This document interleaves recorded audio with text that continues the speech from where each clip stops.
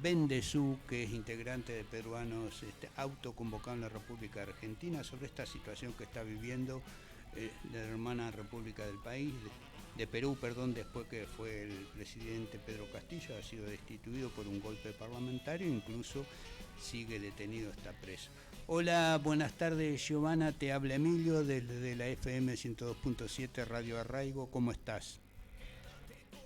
Hola Emilio, ¿qué tal? Muy buenas tardes. Te saludo acá desde la ciudad de Valle Sagrado, Urubamba de Cusco, y también, ¿no? Un poco viendo lo que está aconteciendo en el país, específicamente en el sur del Perú. Bueno, estás en tu país, en tu ciudad, entonces con tu familia por razones de la fiesta, ¿no? Sí, así es. También ha sido toda una travesía haber venido desde Buenos Aires para acá, pasando por Puno, que es limítrofe con Bolivia, y ya Cusco, ¿no? Y es el lugar donde el estallido social y el clima de las protestas es donde se siente más profunda en el sur del Perú que Lima y que el norte del Perú e inclusive la selva también. Claro. Bueno, decinos cómo está la situación, entonces, pues han pasado 20 días desde que ese golpe parlamentario o del Congreso que destituyó al presidente Pedro Castillo y que incluso sigue detenido, pero ha provocado toda una rebelión del pueblo peruano, ¿no? Con que hay muchos muertos, heridos, detenidos. Sí, como alguna vez te comenté, el sur peruano, que comprenden, ¿no? Los departamentos como Puno, que está cerca a Bolivia, Cusco, Apurímac, Ayacucho, donde justamente surgió todo lo que fue Sendero Luminoso.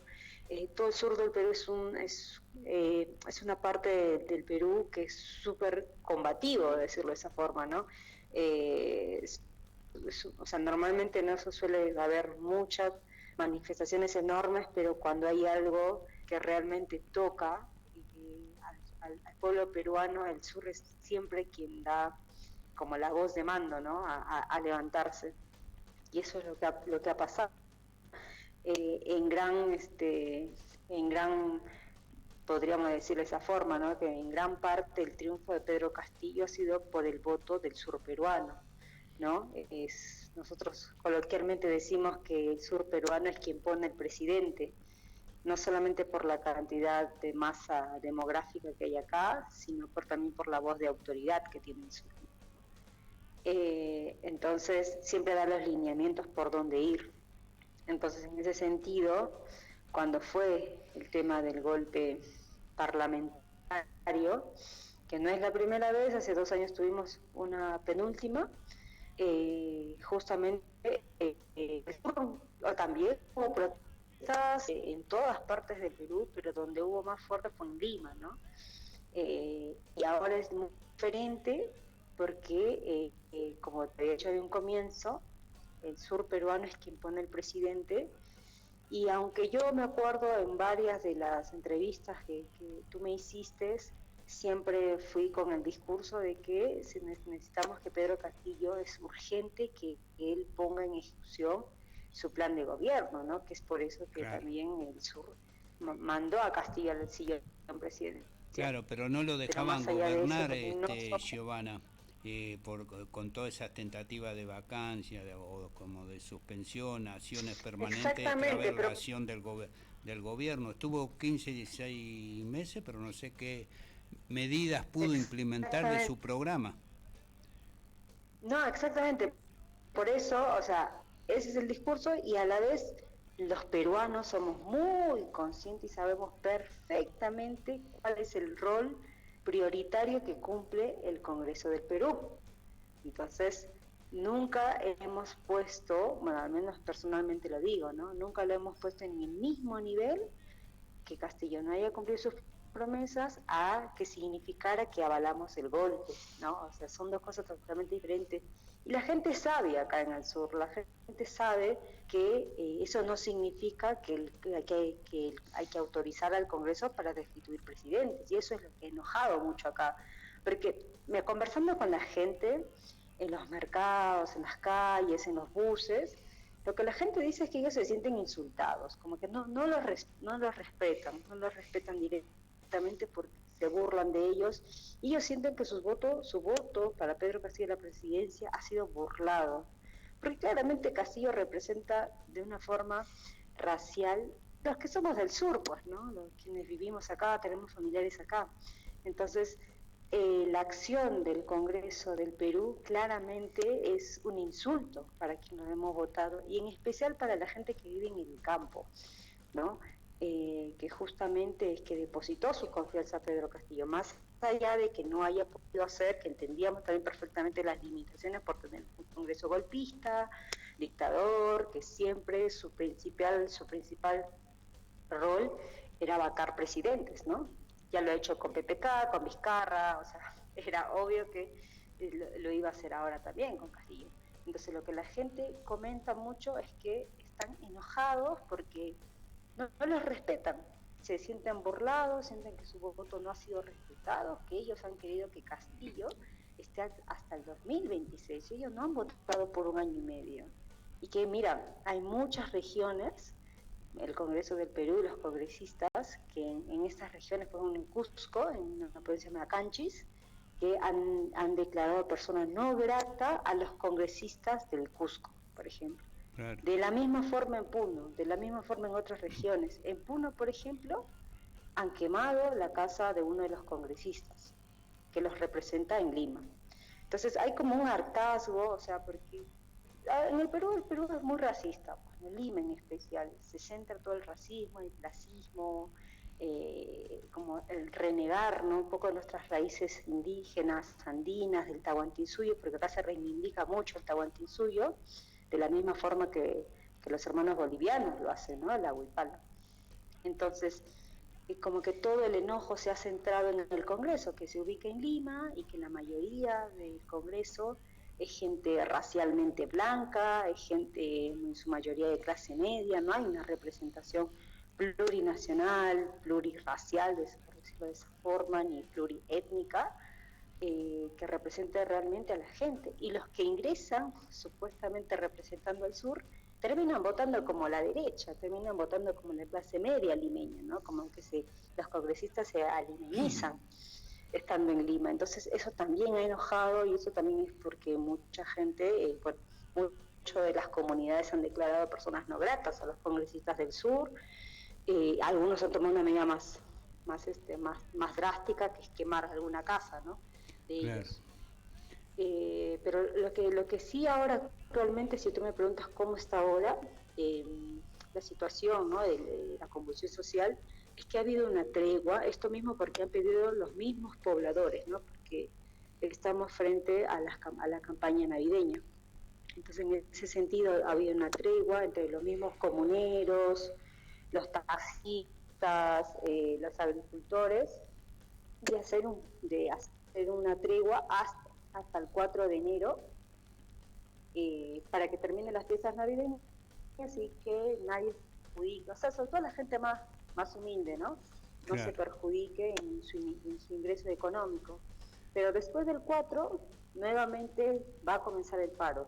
Y así lo sostienen varios comuneros, juntas del agua, por ejemplo, acá en Urubamba también ya han comentado a los que vivimos acá en Urubamba de que hasta el 4 de enero es el momento de aprovechar económicamente, y que después, ¿no? Es el mandato cívico de apoyar. Ahora, ¿no? Giovanna, en ese paro por tiempo indefinido, que ahora, como decía, está en tregua hasta el 4 de enero, en esas movilizaciones, en los bloqueos de ruta, en toda esa rebelión que ya hubo en las calles, ¿qué es lo que unificaba al pueblo? ¿Cuáles eran los reclamos? Porque hay quienes proponen la vuelta de Castillo, hay quienes creen que una salida son las elecciones o la convocatoria a un proceso constituyente con una nueva asamblea constituyente para derogar la constitución fujimorista, como había propuesto el propio Castillo, que nunca se pudo abrir ese proceso.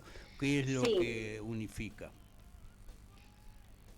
Mira, hay varias consignas. Creo que depende mucho el lugar donde estás, y la consigna pueden cambiar. En el sur es directamente cierre del Congreso y libertad al presidente Pedro Castillo, ¿no? Pero si tú vas por las consignas de Lima, del norte, del Perú, es que se vayan todos, elecciones generales y también cierre del Congreso, y poco nada el tema de Castillo, ¿no? Para ellos Castillo es igual que la derecha, Castillo es un traidor, o sea, lo equiparan de la misma forma que al Congreso golpista. Y bueno, tiene que ver mucho también con una cuestión, ¿no?, socioeconómica, ¿no? Eso dice mucho del Perú profundo. Entonces son consignas diferentes, pero también está la consigna, pero no son las prioritarias, te diría lo que se observa, lo que yo observo, ¿no? Que no es prioritario todavía la Asamblea Constituyente, pero saben que de entre todas las consignas están articuladas con la Asamblea Constituyente, ¿no? Porque cuando nos ponemos a hablar, a discutir, a dialogar, entonces, ¿cuál es la salida? Y bueno, ahí se comienza un análisis, ¿no? Pero es más un análisis interno que se hace, ¿no?, entre la gente. O sea, no me estoy refiriendo a organizaciones políticas, yo me estoy refiriendo directamente a las familias, de los hogares, de los centros poblados, ¿no? Es que se articula que, o sea, al fin y al cabo, todos estos reclamos nos conducen a la Asamblea Constituyente, ¿no?, a poder darnos la oportunidad de tener una nueva Constitución.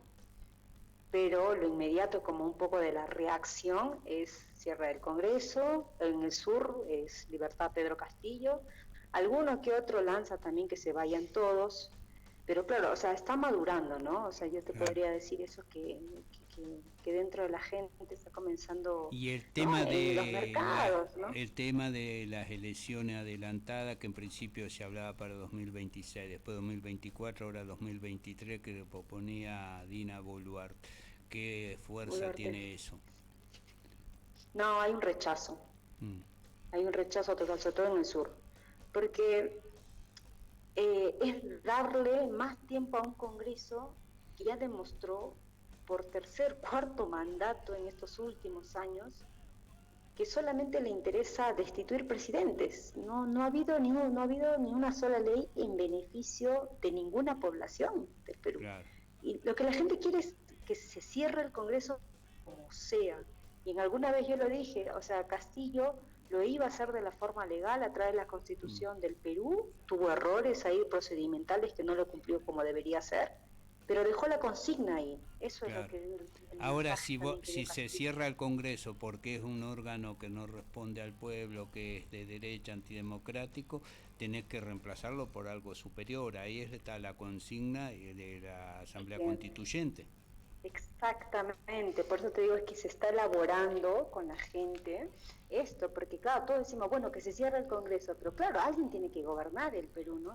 Claro. Si también, o sea, otra cosa me está olvidando, se pide la renuncia de Dina Boluarte, o sea, hay un rechazo profundo. Es más, la primera situación de convulsión social en el país, de protesta, fue en la misma región donde nació y creció Dina Boluarte. Donde fueron los primeros asesinatos que ocurrió fue en la región de Dina Boluarte, donde ella nació, en Apurímac. Claro. Entonces, o sea, discutiendo todo, ¿no? Bueno, que se vaya Dina Boluarte, cierren el Congreso, que estos congresistas no nos representan. Entonces, mientras uno va dialogando con los vecinos, amigos, familiares, o sea, con toda la población en general, nos vamos dando cuenta que la salida es, bueno, hagamos nuevas reglas de juego, ¿no? Un nuevo pacto social, una nueva norma. Y esa norma, ¿cómo se llama? Bueno, Constitución, ¿no? Porque es la madre de todas las leyes, es la ley suprema de cualquier país, ¿no? Entonces ahí nos damos cuenta que la actual regla de juego que se tiene en el Perú no funciona. Desde que se instauró la Constitución de Fujimori, solamente ha causado una tensión cada vez más fuerte en estos últimos años de destitución de presidentes, ¿no? Un poder legislativo que tiene un poder exorbitante y abusivo frente al Ejecutivo. Entonces, entonces vamos viendo que la solución va por ahí, ¿no? Entonces la misma gente, el pueblo es sabio, ¿no? Entonces se va dando cuenta. Solo falta un par de, no sé si semanas, años, la verdad que no, tampoco podría decir eso, pero yo creo que en pronto vamos a salir todos y todas con la consigna de que necesitamos y es urgente una asamblea constituyente, ¿no? Pero ahora lo que está viendo es un poco la reacción, ¿no? De incluso claro. personal, de cómo se sienten, burlados, insultados, que nadie les hace caso, ¿no? Humillados también.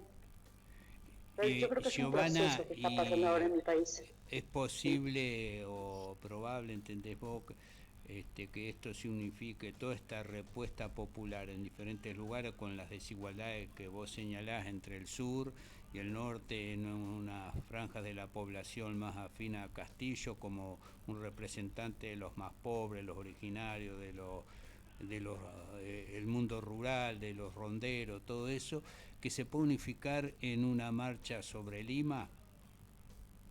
Mira, se está haciendo, por eso mismo Dina Boluarte, la actual, la señora esta Dina Boluarte, preveía y estaba, y era muy, se veía mucho que la gente estaba viajando a Lima, y de verdad, mucha gente, sobre todo la selva, comenzó a llegar a Lima. Y al día siguiente ella decretó estado de emergencia nacional, donde, bueno, se nos anulaba los derechos constitucionales, ¿no? Y es por eso que también han ido allanando en forma ilegal a varias agrupaciones políticas, locales, políticos, ¿no? Buscando cualquier manera de poder desarticular esta organización, esta movida que iba a ser interprovincial hasta llegar a Lima, ¿no? Y bueno, lo que ahora es, como te decía en un comienzo, eso no está descartado, la gente todavía dice que sí, o sea, hay muchas estrategias que están viendo, ¿no? Como te digo, no hay algo unificado, no hay alguien que esté liderando esto está saliendo de forma totalmente espontánea, como la gente lo va sintiendo. Pero, por ejemplo, en Puno, cerca de Bolivia, lo que los ciudadanos, al menos me comentaban y hablaban entre ellos también, es que quieren bloquear Lima. Quiere decir eso, no enviar alimentos, ni cereales, ni ganado a Lima.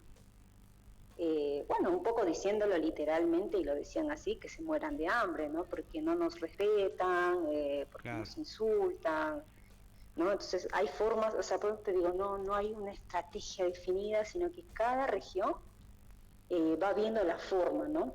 La selva fueron los primeros que llegaron a Lima, y en el sur, en Cusco, por ejemplo, no sé específicamente cómo vaya a ser su estrategia, la verdad que desconozco, pero yo sé que en Puno mucha gente está hablando de eso, de no enviar alimentos a Lima. Claro. Claramente Lima no, Lima se centra todos los alimentos del Perú, ¿no? Y la región del sur, en especial Puno, la zona del altiplano, es rica en lo que son quinoa, las papas, ¿no? Los tubérculos, los cereales, ¿no? Claro. Entonces, están Eh, viendo estrategias. Decime, se habla de 40 muertos, es así, producto de esta represión del estado de emergencia y cientos de heridos, porque por lo menos de acá es difícil conseguir información de lo que está sucediendo en Perú, Mm, ¿viste? Hay un ocultamiento y los sí. grandes medios no informan. Mira, hasta ahora donde sabemos nosotros son 27 asesinados por la Policía Nacional, no solo por la policía, sino por el ejército. Y sí, más de 100 heridos y hay algunos desaparecidos también. Y bueno, lo que está viendo es que la gente está tratando de articularse, ¿no? Poder buscar en las comisarías. Como yo te decía a un comienzo, como no hay una articulación unificada de todo esto, cada comunidad, cada caserío, cada pueblito se está autoorganizando y auto también cubriéndose, ¿no? Frente al abuso del ejército, frente al abuso de la represión del Estado, ¿no? Entonces, algunas están comenzando a hacer vigilias, ¿no? Eso me acordaba mucho de las madres de Plaza de Mayo que van a las plazas a pedir ayuda a la gente, ¿no? O sea, es muy diverso de cómo la población se está manifestando, pero sí en Lima hay una organización de derechos humanos, la Coordinadora de Derechos Humanos se llama, ellos están tratando de unificar, de poder recolectar datos, de ubicar a los familiares, conocer un poco la historia de los compañeros que han sido asesinados, y algunos congresistas, ¿no? Han tenido audiencia o están comenzando a tener audiencias con organismos como la Corte, como el